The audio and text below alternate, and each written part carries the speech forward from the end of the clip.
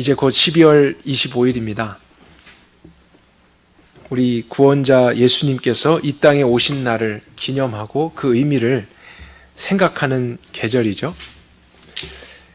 근데 여러분이 성경을 자세히 읽어보시게 되면은 예수님께서 이 땅에 오신 때가 추운 겨울이 아니고 오히려 따뜻한 봄이나 여름이었을 것이다 라는 것을 깨닫게 됩니다.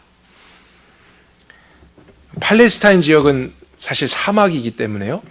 그 기후가 겨울에는 굉장히 춥고 겨울밤은 견딜 수 없을 만큼 사실 춥습니다.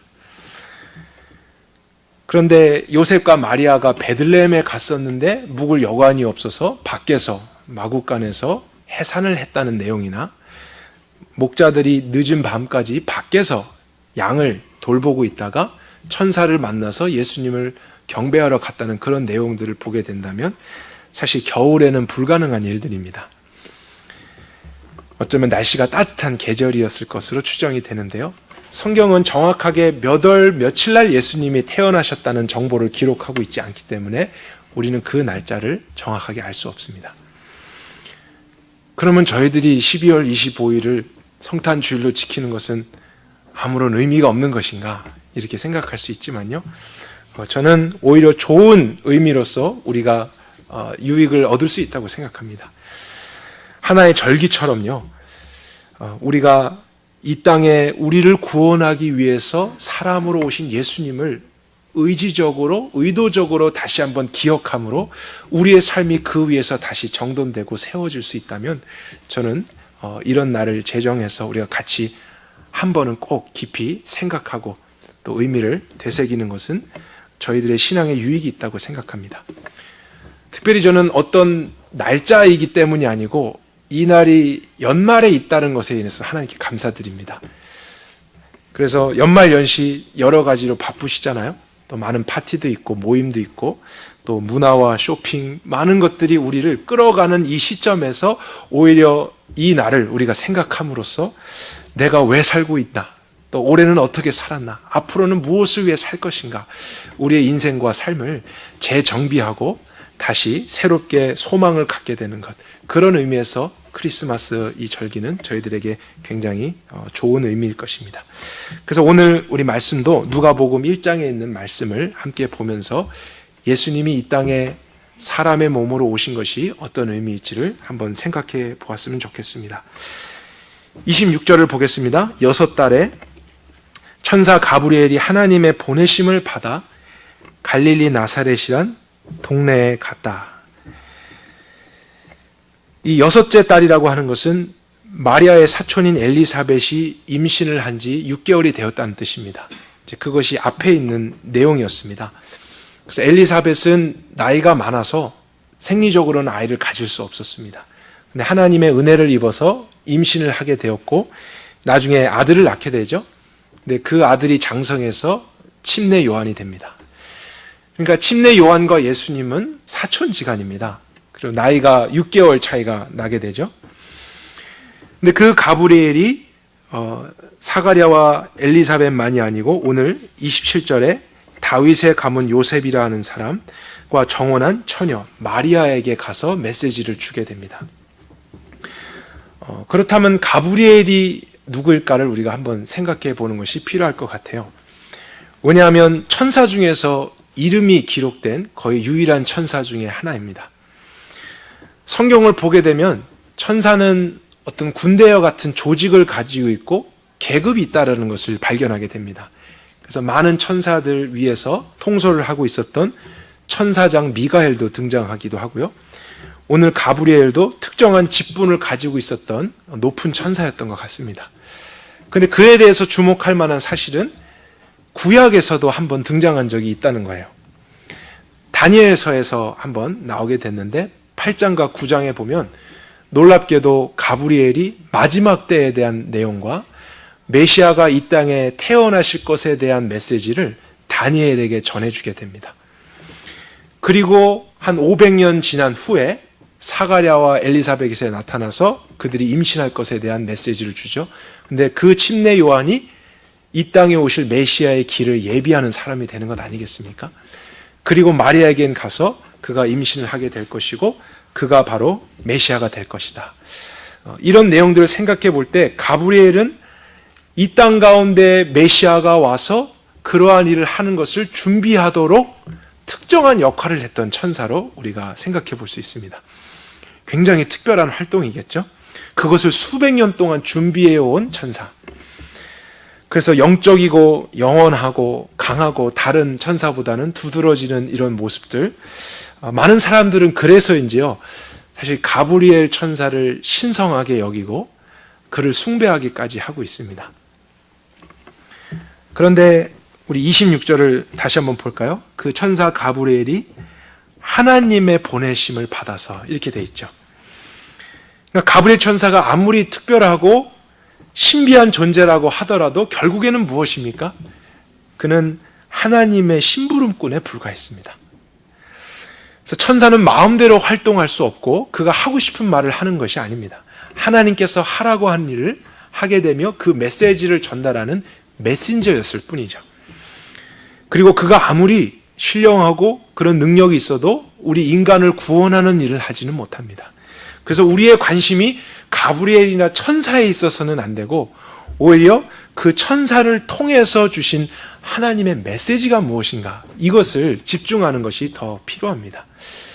왜냐하면 구원이라는 것이 바로 그 메시지의 성취를 통해서 우리 가운데 시작됐고 완성이 되기 때문에 가브리엘보다 하나님이 그에게 전하라고 주신 메시지가 더 큰 권위가 있는 것이죠.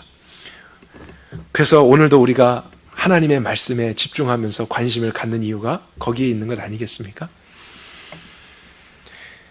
그가 다윗의 자손 요셉이라 불리는 남자와 정혼했던 마리아에게 가서 이제 그런 심부름을 하게 되었습니다. 마리아는 다윗 지파 출신인 요셉이라는 청년과 이제 정혼을 했습니다. 유대 사회의 결혼에 대해서 우리가 한번 생각을 해보면요, 오늘날 저희들의 결혼 문화와 조금 다른 점이 있습니다. 그들은 결혼할 대상자와 약혼을 하게 되고 이제 정식으로 결혼해서 함께 동거를 하는데 그 중간의 단계로서 정혼이라는 것이 있습니다. 그래서 약혼해서 법적으로는 부부가 됩니다. 그런데 1년 동안을 별거해서 결혼을 준비하는 기간을 갖습니다. 그리고 나중에 이제 신랑이 와서 신부를 결혼식에 데리고 가면서 정식으로 같이 동거를 시작하게 되죠. 그래서 이 정혼의 기간 동안엔 신랑을 기다리면서 가장 중요하게 지켜야 될 것이 있는데 그것은 정절입니다. 그래서 자신을 정결하게 지키고 계속해서 신랑을 기다리는 그 준비의 기간인 것이죠. 그런데 예수님이 이런 유대의 결혼 문화를 우리 이 땅을 살아가는 그리스도인의 삶과 비유하신 적이 있습니다. 왜냐하면 예수님을 믿는다는 것이 마치 예수님과 영적으로 결혼하는 것 같다라는 의미가 있기 때문이죠. 그래서 예수님을 믿는 순간 우리는 법적으로 예수님의 신부가 되는 그런 은혜를 입게 되는데 예수님이 다시 오실 때까지 기다리는 정혼의 기간을 살게 됩니다. 그것이 이 땅을 살아가는 그리스도인들의 삶인 것이죠. 그리고 마지막 신랑 되신 예수님이 오셔서 그 신부를 잔치로 데리고 갈 때 우리는 정식으로 영원히 그분과 함께 살아가는 일이 있는 것입니다. 그래서 그리스도인들이 이 세상을 살아가는 이 정원의 기간과 같은 기간 동안 우리에게도 가장 중요한 것이 있다면 바로 정절을 지키는 것이죠. 신랑 되신 그분을 기다리면서 영적인 순결을 지키는 것입니다. 그래서 이제는 이 신랑 외에는 다른 것에 내가 관심을 갖지 않고 그것을 준비하며 기다리겠다 하면서 살아가는 삶이 이 땅을 살아가는 그리스도의 삶이고요. 마지막 그 신랑이 왔을 때에 준비되었던 5 처녀를 데리고 가지 않습니까? 그래서 그날을 기다리면서 깨어서 준비하는 그런 신분이 바로 저와 여러분들 그리스도인의 삶이라는 것이죠. 근데 지금 마리아가 그런 정혼의 기간에 있다라는 것을 우리가 정보를 통해 알 수 있고요. 그는 요셉이라는 사람과 그런 정혼의 관계 속에 있었죠. 요셉은 성경의 정보에 따라서 그 당시에 천한 직업 중에 하나였던 목수였습니다. 그래서 마가복음에 보면 아버지를 따라서 예수님도 목수였다라는 그런 기록이 있습니다. 나중에 누가복음 2장에 보면은 요셉과 마리아가 짐승을 제사로 드리지 못할 정도로 가난해서 비둘기 한 쌍을 대신 드린 장면이 나옵니다. 그래서 이런 배경을 통해서 본다면 마리아는 그 당시 이스라엘 사람 중에서 매우 낮은 신분의 사람이었고 가난했고 정말 평범했고 누구도 주목하지 않은 그런 사람이었습니다. 그런데 이제 그런 마리아에게 수백 년 동안 어떻게 보면 올 인류를 위해서 가장 중요한 일을 준비했던 가브리엘 천사가 나타난 것이죠. 그리고 28절부터 이제 메시지를 전하죠. 평안할지어다. 은혜를 받은 자여. 주께서 너와 함께 하시니 여인 중에 내가 복되도다. 가브리엘은 마리아가 하나님께 은혜를 입은 사람이라는 메시지를 전했습니다. 그런데 갑작스러운 이 천사의 방문에 마리아는 굉장히 당황했을 거예요. 또 무슨 영문인지 이해할 수가 없었을 것이고 두려움도 있었겠죠. 그래서 30절에 천사가 마리아여 두려워 말라 이렇게 그를 안심시키고 있습니다. 그리고 나서 하는 말이 내가 하나님께 은총을 입었다. 두 번이나 너는 하나님께 은혜를 입은 자다. 은총을 입은 자다. 또 28절에 보면 여인 중에 너는 복을 받은 여인이다. 이렇게 이야기를 했습니다. 그래서 짧은 문맥 안에서 두 번이나 하나님의 은혜를 입은 자로 마리아를 소개한 것을 보게 된다면 그 의미가 무엇일까를 우리가 주목해 볼 필요가 있습니다.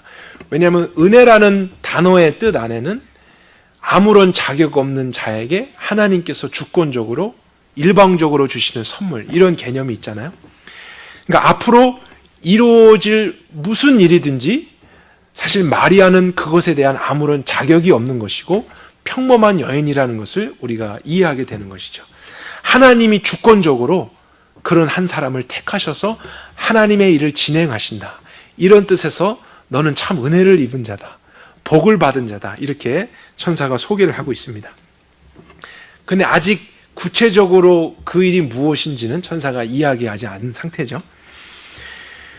본격적으로 31절부터 이제 내용을 이야기합니다. 보라, 내가 잉태하여 아들을 낳으리니 그 이름을 예수라 하라.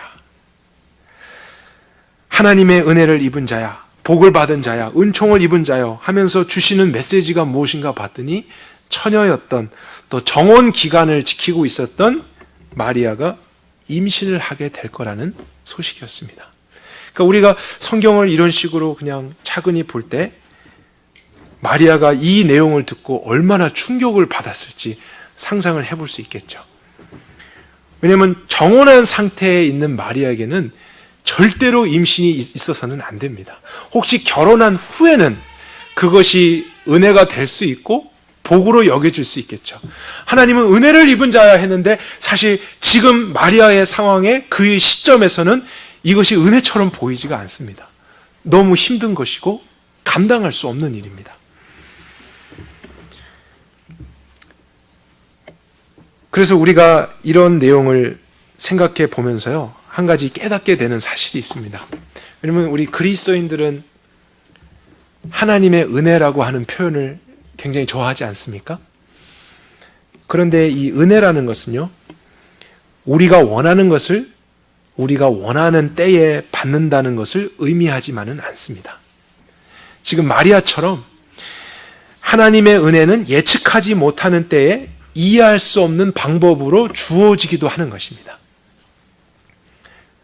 그러니까 하나님은 은혜를 받았다고 하는데 그것이 내 눈에는 좋지 않게 보일 수 있고 내가 느끼기에는 싫은 감정이 일어날 수도 있다는 거예요.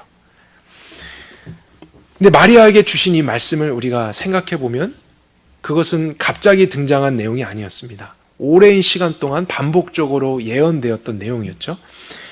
깊게 보면은 창세기 3장 15절로부터 생각해 볼 수 있습니다. 뱀의 머리를 상하게 할 사단의 권세를 부술 그러한 메시아가 나타날 건데 여자의 후손을 통해서 올 것이다. 그런 예언이 있었죠. 사실 모든 족보는 아버지에서부터 아들로 이어지게 되어 있습니다.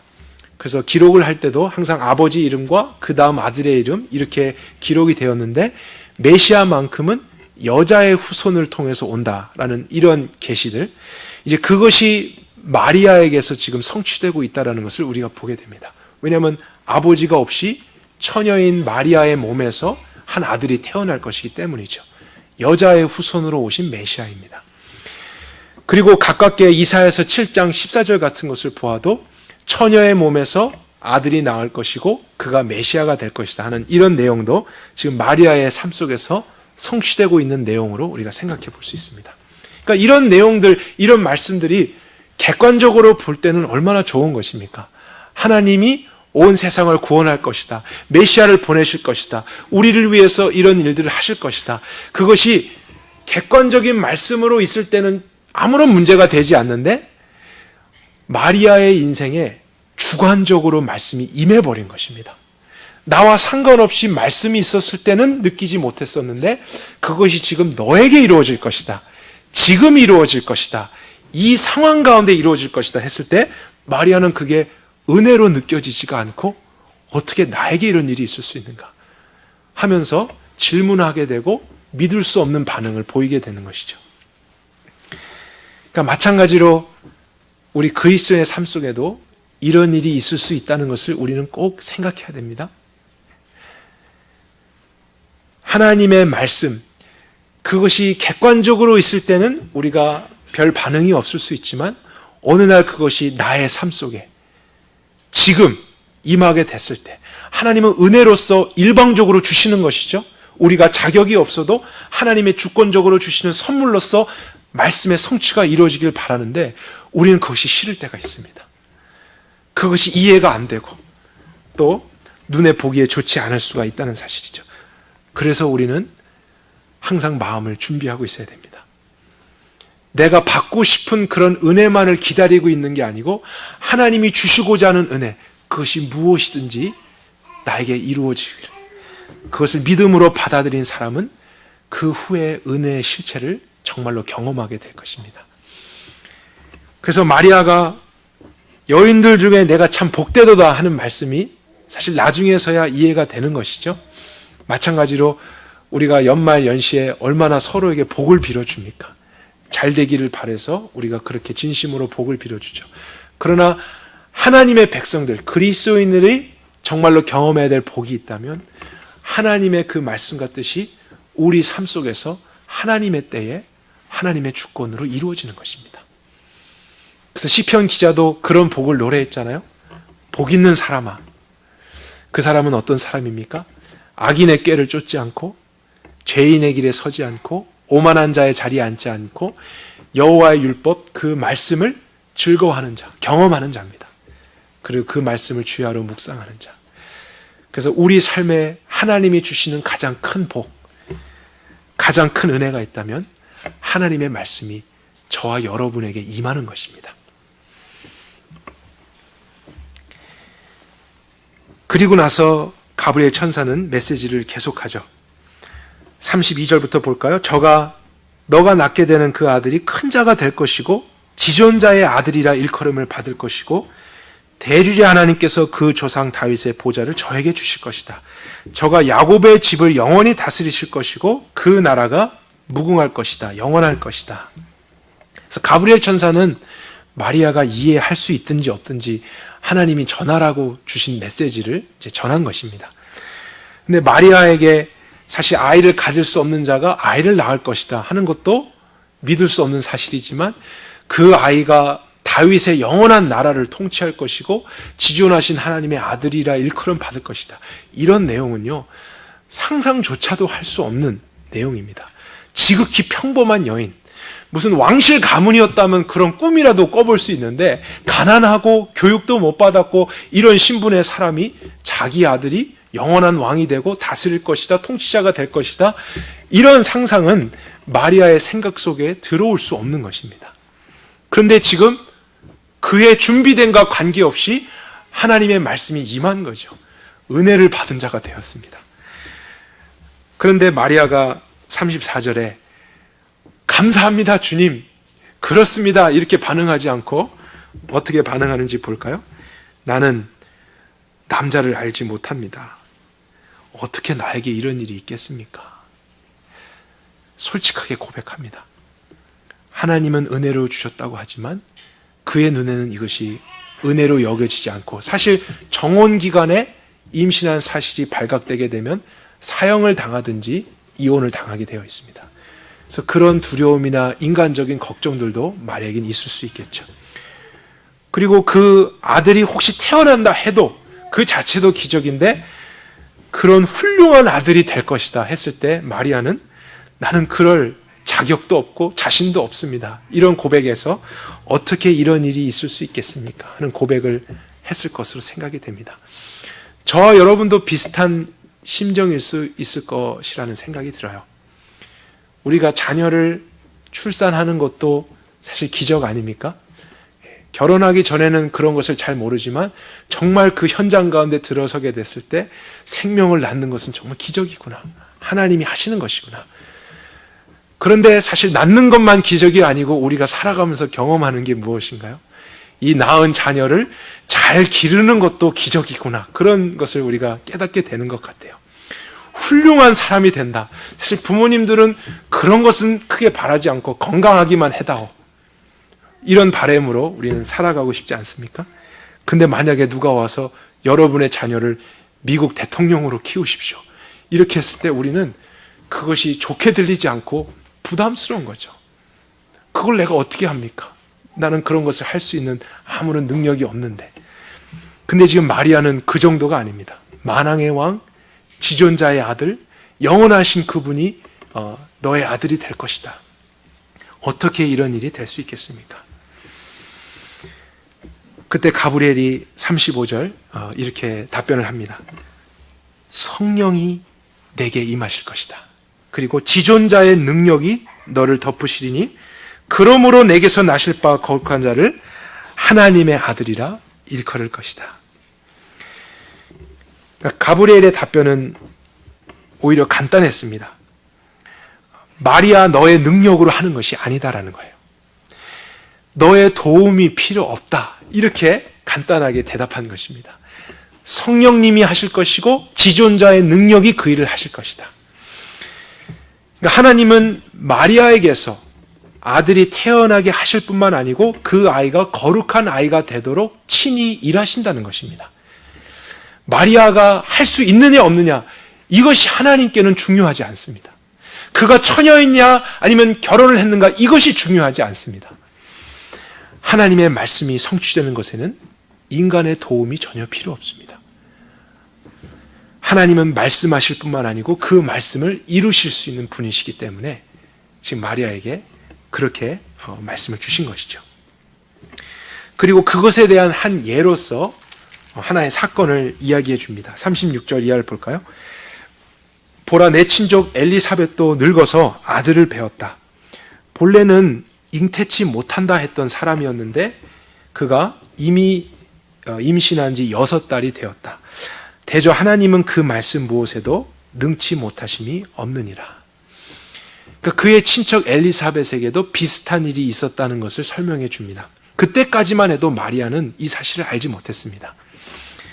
그런데 아이를 낳을 수 없을 정도로 나이가 많은 엘리사벳이 아이를 갖게 된 것이나 아이를 낳을 수 없는 처녀인 마리아가 임신을 하게 되는 것. 이 모든 사건의 핵심은 공통적으로 무엇을 가리키냐면 37절처럼 하나님은 말씀하신 것을 반드시 이루실 수 있는 분이다. 그에게는 능치 못함이 없다. 이것을 그들에게 증명하시려고 하나님이 이런 방법으로서 일하신다는 것을 말씀하십니다. 근데 하나님께는 불가능이 없다. 이 말씀은 이전에 구약에서도 한번 전해진 적이 있었습니다. 창세기 18장에 가장 먼저 사용된 표현인데 참 이상하게도 상황도 비슷한 가운데 이런 말씀을 똑같이 주셨었어요.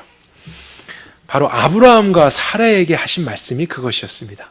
그들이 100세가 되었습니다. 그래서 생리적으로는 아이를 낳을 수 없는 상태가 되었어요. 그런데 하나님께서는 그들에게 여호와께 능치 못할 일이 있겠느냐? 기한이 이를 때 내가 내게로 돌아오리니 사라에게 아들이 있을 것이다. 그냥 일방적으로 말씀을 주신 것입니다. 그것이 그들에게는 은혜였습니다. 그러나 그들은 이해할 수가 없습니다. 사실 그 은혜를 감당할 수도 없습니다. 준비되지 않은 것이죠. 준비할 수도 없는 상황. 어떻게 그런 일이 있겠습니까? 근데 하나님은 자녀가 있을 것이다라는 것만 아니고 기간까지도 정확하게 말씀하셨습니다. 내년 이맘때에 있을 것이다. 그리고 그 아들이 태어나는 것도 기적이지만 그 아들을 통해서 큰 민족이 세워질 것이다. 그런 말씀도 일방적으로 주신 거예요. 여러분, 노부부인 아브라함과 사레가 아들을 갖는 것도 불가능한 것이지만 이 자녀를 통해 큰 민족을 세운다는 그 일, 그들에게는 상상도 못할 일입니다. 마치 마리아가 자신이 태어날 아들이 그런 위대한 사람이 된다는 것을 상상하지 못할 것과 비슷한 것 같이 아브라함 부부에게도 그런 말씀은 감당할 수 없는 것이었습니다. 그런데 하나님은 그들이 할 수 있든지 없든지, 가능하든지 가능하지 않든지 관계없이 그 일을 직접 이루셨죠. 왜냐하면 하나님께는 능치 못함이 없기 때문입니다. 사람의 도움이 필요 없기 때문이에요. 또 그들이 이해할 수 있느냐 없느냐의 그 범위 안에 갇혀서 움직이시는 하나님이 아니십니다. 그분의 주권 안에서 그분의 말씀을 주시고 그 말씀을 성취하시고 이루시는 하나님. 그래서 정확한 기한에 아들도 주셨고 그 아들을 통해서 이스라엘이라는 큰 민족을 이루게 하셨습니다.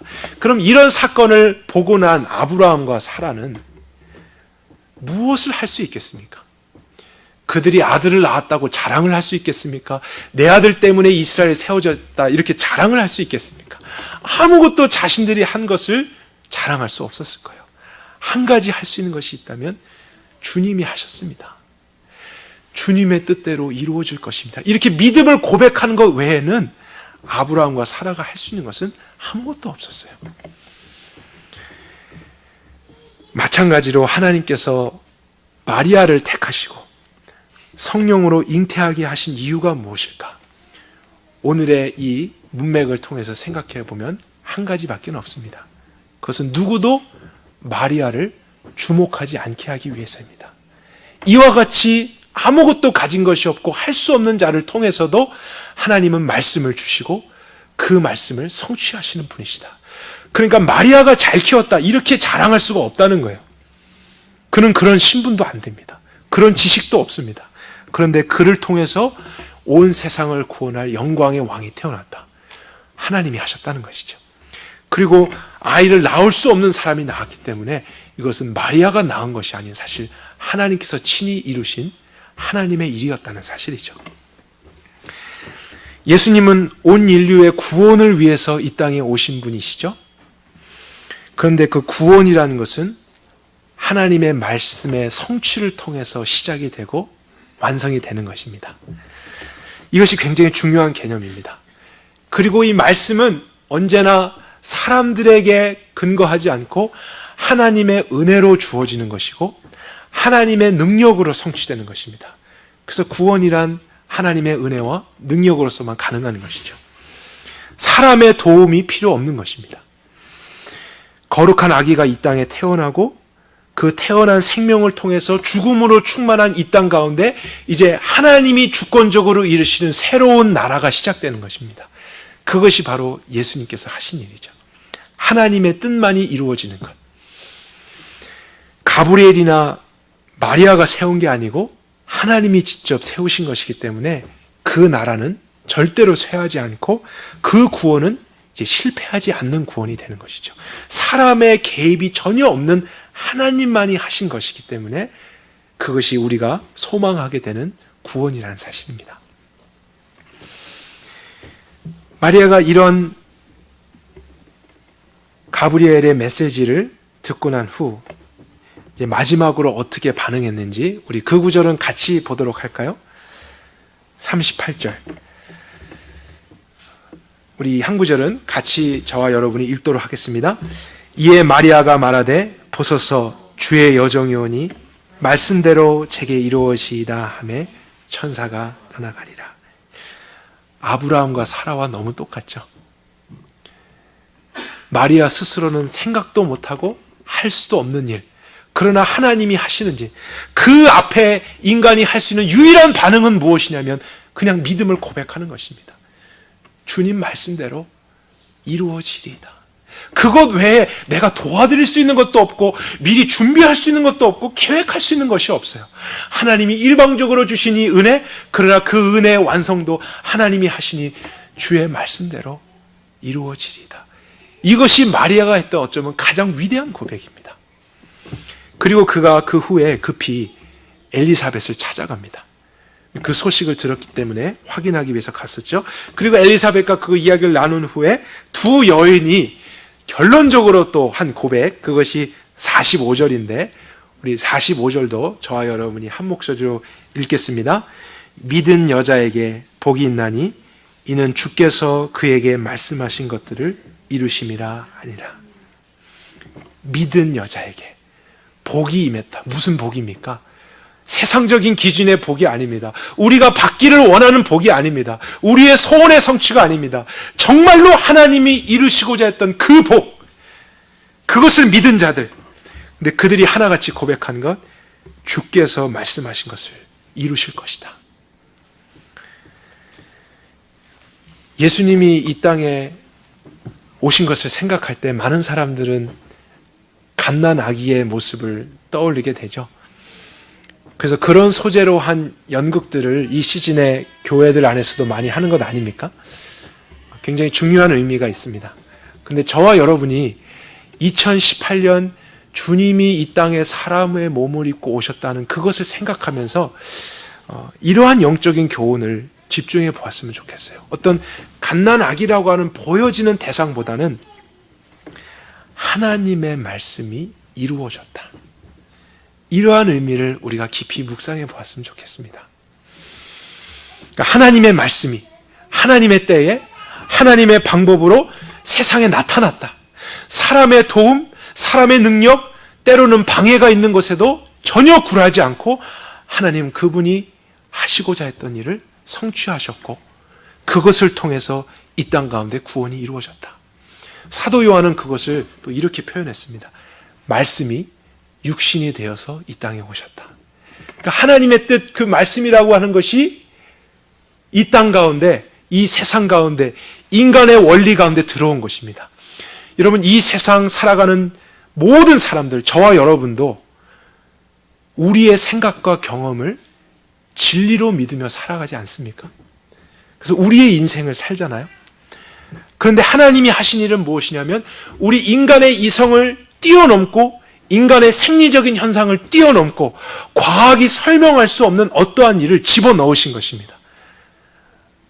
하나님의 말씀, 하나님의 뜻이 인간의 그 세계를 깨트리면서 임한 거예요.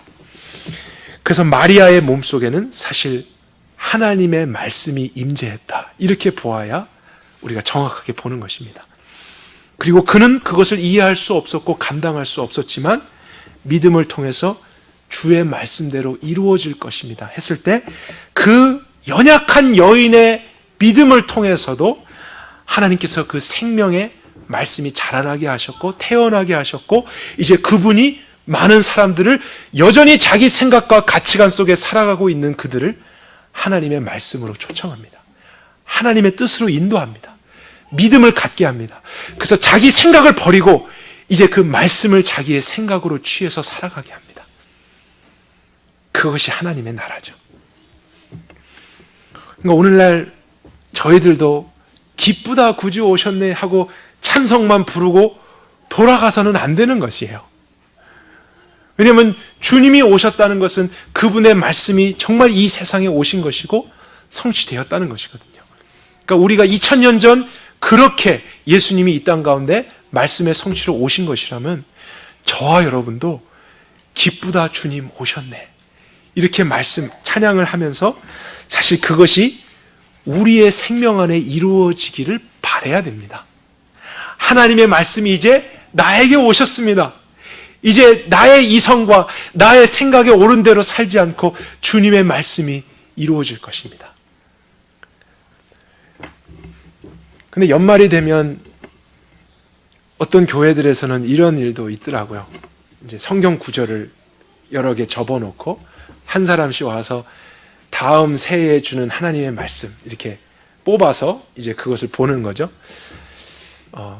물론 이제 어떠한 의도에서 하는지는 이해가 되지만, 근데 그 말씀들 다 펼쳐보면은 사실은 너무 의도가 된 거죠. 좋은 말씀밖에는 안 적혀 있습니다. 사실 우리가 받고 싶은 말씀. 근데 그런 것이 은혜가 아니고 우리의 생각을 넘어서는 하나님이 주시는 은혜. 그 말씀, 그 계시가 사실 어쩌면 저와 여러분에게 너무나 필요하다는 것이죠. 우리의 생각대로 인생이 사라져서는 안 됩니다. 사실 우리가 그것 때문에 힘들었다는 거잖아요. 우리의 뜻대로 해보려다가 실패했고 갈등을 경험했고, 그래서 예수님이 구원자로 오셨습니다. 우리의 뜻을 파하시고 하나님의 뜻이 임하도록. 그런데 그것에는 우리의 도움이 필요 없습니다. 우리가 할 수 있느냐 없느냐, 이러한 가능성에 그 말씀의 성취가 달려있지 않습니다. 그래서 우리가 이런 은혜를 입어야 되고, 주님이 저와 여러분의 마음속에 오늘도 오셔야 됩니다. 그리고 살아나셔야 됩니다. 활동하셔야 됩니다. 그래서 저희 안에서 그분의 생명이 일하시는 것이죠. 우리가 살아갈 때에 내가 어떻게 죄를 이깁니까? 내가 어떻게 그렇게 살 수 있습니까? 이런 우리의 이성의 생각이 들리잖아요. 그럴 때 하나님은 마리아에게 주신 말씀처럼 지존자의 능력이 너를 덮을 것이다. 하나님은 능치 못할 일이 없느니라. 그렇게 하실 때 주의 말씀대로 이루어지리다 하면은 저와 여러분의 삶 속에 예수님이 임하시는 겁니다. 그 말씀이 사는 거예요. 성취되는 것입니다. 우리는 그 안에서 경험하게 될 것입니다. 이런 상황에서 내가 어떻게 감사합니까? 이런 상황에서 내가 어떻게 기뻐할 수 있습니까? 말씀이 객관적으로 있을 때는 우리가 그런 것을 안 느꼈지만, 주관적으로 오늘 나에게 이런 말씀들이 임할 때 우리는 그게 은혜로 보이지가 않습니다. 싫습니다. 눈에 보이기 좋지 않습니다. 그러나 하나님이 은혜로서 일방적으로 저와 여러분에게 우리의 생각을 넘어서서, 우리의 한계를 넘어서서 그 말씀으로 주실 때 하나님의 능력이 하실 것이다. 하나님께는 능치 못함이 없느니라. 주의 말씀대로 이루어지리라. 우리가 그렇게 믿음을 드리면 예수, 그분의 생명이 이제 우리의 신앙 안에서 나타나고, 우리는 그 말씀의 성취를 또한 경험하게 된다는 사실이죠. 이 예수님이 이 땅 가운데 오신 것을 생각하는 시절에 저는 저와 여러분과 이러한 것을 경험하게 되었으면 좋겠습니다. 그분이 정말 오셨습니다는 사실을 기억하는 것도 좋지만, 왜 오셨는가, 그 의미가 무엇인가, 그 말씀의 성취를 저와 여러분들에게 이루기 위해서입니다. 그래서 천사와 마리아보다 그들을 통해서 전달되고 이루어지는 하나님의 말씀이 더 중요한 것이죠. 그래서 이 말씀이 이루어지는 것을 통해서 저와 여러분은 구원을 경험할 것입니다. 무엇으로부터의 구원이겠습니까? 여러분의 생각으로부터의 구원입니다. 하나님의 말씀이 일방적으로 임하지 않고 그분이 성취해 주지 않으면 우리는 우리의 생각을 벗어날 수 없죠. 그럼 우리의 삶은 절대로 안 바뀝니다. 우리의 가치관으로부터의 구원입니다. 그 말씀이 일방적으로 임해서 우리와 부딪히고 우리의 믿음을 일으켜서 우리를 이끄시지 않으면 우리는 우리의 가치관 속에서 벗어날 수 없습니다. 그래서 예수님께서 이루시는 구원은 우리 안에서부터 시작되는 구원이죠. 나로부터의 구원입니다.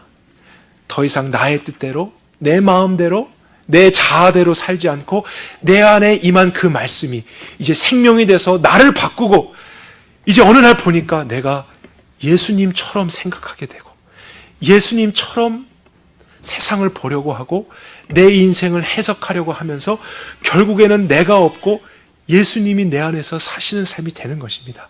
이것이 구원입니다. 이것을 위해서 주님이 사람의 몸으로 오셨다는 거예요. 이 말씀의 성취가 오늘날 저와 여러분에게 없다면요, 우리 마음대로 그냥 계속 살아가는 것이라면 그런 후에 죽어서만 가게 되는 천국은 없는 거예요. 왜냐하면 그 천국에 가는 것은 이러한 것을 이 땅에서 실제적으로 경험한 사람들이 결과적으로 가게 되는 영원한 나라 아니겠습니까? 그 정원의 기간 동안 정결을 지키며 그분을 소망하며 그때를 기다리다가 마지막 그분과 함께 들어가게 되는 그 나라가 아니겠습니까? 예수님은 오늘도 살아계십니다. 저와 여러분 속에서 그 일을 이루실 것입니다. 베들레헴에 빈방이 없는 것 같이 꽉 찬 우리의 마음과 생각을 정돈하시고요. 여러분 내년에 무슨 계획 세우셨습니까? 여러분 생각 아닙니까? 여러분 계획 아니에요? 그것이 정말 하나님께로 일방적으로 온 은혜입니까? 그것을 우리가 확인해야 된다고요. 우리가 그 마음이 비워지지 않으면 우리는 여전히 우리가 받고 싶은 은혜만을 구할 것입니다. 그것은 참된 신앙이 아닙니다. 내가 원하는 것을 그냥 하나님의 능력으로 이루길 원하는 나를 숭배하는 삶일 뿐이죠. 그러나 정말로 하나님을 믿는 신앙은 내가 어떠한 상황이 있든지 하나님이 나를 더 잘 아시니, 하나님이 나를 구원하실 것이니 그 말씀대로 이루어지리다. 하나님께는 능치 못할 리 없으니 주여 말씀대로 이루어 주옵소서. 우리가 그 자세로서 새해를 맞이해 보십시오. 주님이 하실 것입니다. 우리의 개인과 여러분 가정과 공동체 어떤 문제가 있습니까?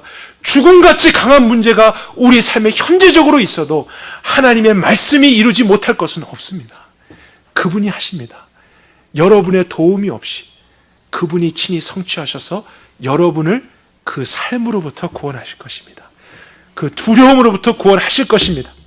그 문제로부터, 그 염려로부터, 그 세상으로부터, 그 죄로부터 여러분을 구원해 내셔서 가장 아름답고 거룩한 신부로 이 세상을 살아가게 하실 것입니다. 우리가 2019년을 기다리면서 하나님이 어떠한 말씀을, 어떠한 계획 가운데 주시든지 두려워하지 말고 믿음을 들여서 예수님이 살아나는 하나님의 나라를 우리 개인과 가정과 이 공동체가 경험하게 될 수 있었으면 좋겠습니까? 이런 의미에서 정말 메리 크리스마스입니다. 그 복, 그 선물을 우리가 꼭 안고 한 해를 그렇게 정리해 가고 얼마나 분주합니까? 지금 연말 연시다 해서 파티하고 막년회하고 여러 가지 쇼핑하고 문화적으로 바쁘게 움직이고 있잖아요. 우리도 어쩔 수 없는 역할 때문에 그런 일들을 할 수 있지만요, 우린 이럴 때 주님의 말씀이 나에게 임하고 그 말씀으로 사라지는 구원, 주님 내가 여기에 중심을 두며 흔들리지 않겠습니다. 그리고 새로운 한 해를 그 기대 속에서 맞이하길 원합니다. 그러한 소망 가운데 우리가 주님의 나라 경험할 수 있기를 원합니다. 함께 기도하겠습니다.